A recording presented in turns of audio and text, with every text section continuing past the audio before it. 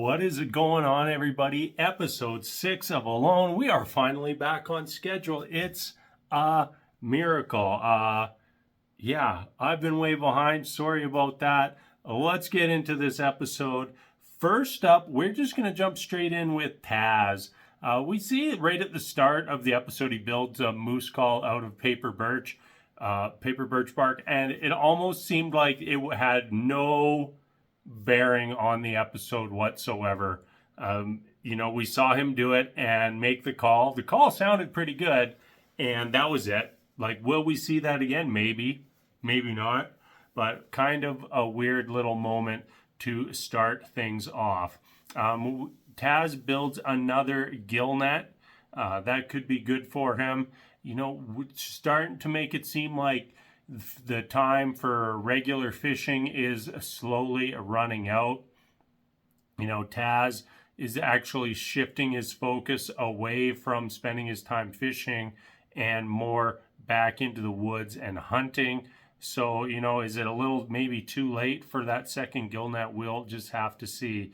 Another issue starts to arise for Taz as he finds some tiny maggots in his food cache. That's probably not ideal, and that is probably going to end up costing him at least a portion of that food, which is not very good because food does not last very long on this show, especially when no one is bagging any big game. So, losing, what did he lose? Half a fish last episode. Potentially lost at least part of a grouse this episode.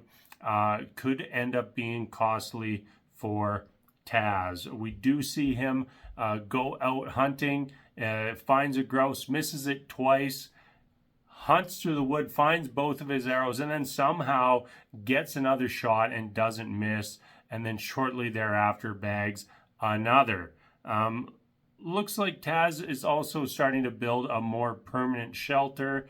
Doesn't spend much time on it, whips it together quite quickly. And I think that is a huge advantage. The people who are spending weeks upon weeks building their shelters, it ends up costing them in the end. But if you're able to kind of whip something together that's good enough in a day or two, or in those moments when you can't do anything else, that really gives you an advantage, because he's now saved a week on building his shelter, and that's a week more that he can be out finding food. We did get to see Taz playing some chess. He kind of did a little rundown of all of the remaining contestants. Kind of bizarre that he knew exactly who was left, but somehow he knows, and it definitely wasn't production just editing out all the other people that he talked about. Next up, let's jump over to Wyatt. He starts out with a very nice lake trout in his gill net, and that is a great start to the episode for Wyatt. We see him making another gill net. Looks larger than his first, and we'll have to see if that's going to pay off. Like I said, with Taz, might be a little bit too late to be building a second gill net, but we did see Wyatt catch that monster pike, probably around 15 pounds. Definitely the biggest fish we've seen, probably ever on Alone. And that fish is more food than most contestants get in an entire season. So that should be pretty good for Wyatt. He did end up trying to smoke it, but it looked like it was pretty damn thick. So I don't know. Well, we actually never saw how that all turned out for him. But what a massive piece of fish that was on top of his smoke fire. Absolutely enormous. Like, that looked like, I don't know, that looked like a full-ass animal. Like he shot a deer and splayed the deer and spread it out on the fire. That's how big that fish was. Next up, we have Melanie. She's collected a bunch of reindeer moss and is decided that she's going to process it to kind of mix in with her other food. She said to kind of thicken it also will give her some protein, but it does need to be processed in order for it not to be harmful to her. So that could work out for her, but that is a pretty big time commitment just for some moss. But the fishing has not really worked out for Melanie. I think that she's only caught one tiny fish so far this season, but the gathering has worked out for her. And we see her find a massive berry patch. I believe she said it was probably about 3 acres in size. And the moment she found it, I almost started to think, should she just move her entire shelter?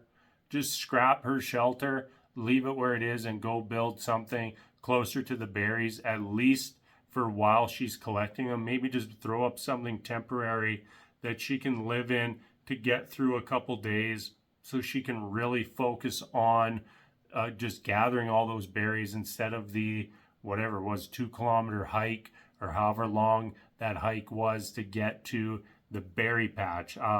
Lastly, we kind of got a glimpse into Melanie that we really weren't supposed to, because she tried to make some private recordings that she was going to give to her fiance and keep secret from production. But part of the rules is that you have to return all of the SD cards, and it ends up that production got a hold of the SD card and decided to use it. And she didn't want that on the show because she didn't want them to have anything to make her look weak. And like, I don't really know how I feel about that. You know, I want to experience everything that these contestants are experiencing. You know, if they're down, I want to know that they're down. I don't want to be thinking that someone is just putting on a brave face to look good in front of the camera.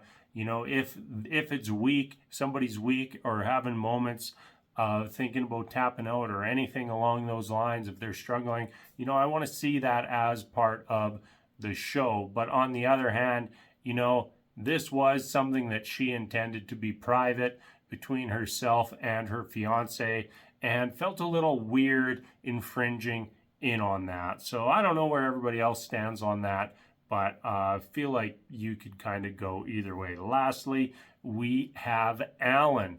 Mr. Tenta is still catching fish at the start of the episode. Not so much at the end. We see him build a pretty substantially sized smoker because he's at a point where he has too much food to eat and needs to start preserving some of that fish. And smoking is the best and easiest way to accomplish that. Doesn't seem like it's going too well for him. We don't really get to the end of that process before the end of the episode. He is still trying to get those fish smoked.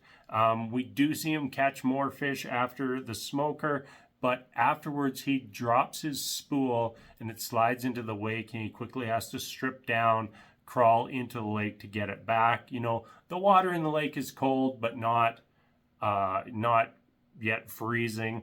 You know, I think it said 46 degrees Fahrenheit. So that's some cold water, but not quite at winter temperatures just yet. So the weather gets bad, and Alan ends up just building a new lure for himself, goes back out fishing, and can't catch a fish. He's getting bites, can't keep anything on the line, and we kind of end the episode with him quite frustrated with himself and his fishing prospects heading into next week. So, you know, first episode, I think we got to see all of the competitors in a single episode, which is great. You know, we're down to 5 people, and I want to see all 5 every episode.